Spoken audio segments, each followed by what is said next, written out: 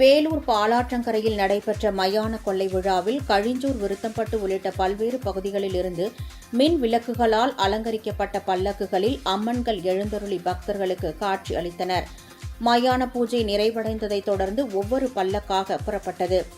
அதில் சுமார் 60 அடி உயரம் கொண்ட கழிஞ்சூரைச் சேர்ந்த மயான கொள்ளை பல்லக்கு ஆற்றிலிருந்து மேம்பால சாலைக்கு ஏறும்போது திடீரென கவிழ்ந்தது.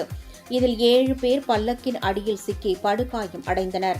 அவர்களை தீயணைப்பு மற்றும் காவல்துறையினர் உடனடியாக மீட்டு ஆம்புலன்ஸ்கள் மூலம் அடுக்கம்பாறை அரசு மருத்துவமனை மற்றும் கிறிஸ்தவ மருத்துவக் கல்லூரி மருத்துவமனைக்கும் அனுப்பி வைத்தனர். இதுகுறித்து வேலூர் வடக்கு காவல்துறையினர் வழக்கு பதிவு செய்து விசாரணை மேற்கொண்டுள்ளனர். காயமடைந்தவர்களில் ஒருவரின் நிலை மற்றும் கவலைக்கிடமான நிலையில் உள்ளதாக கூறப்படுகிறது.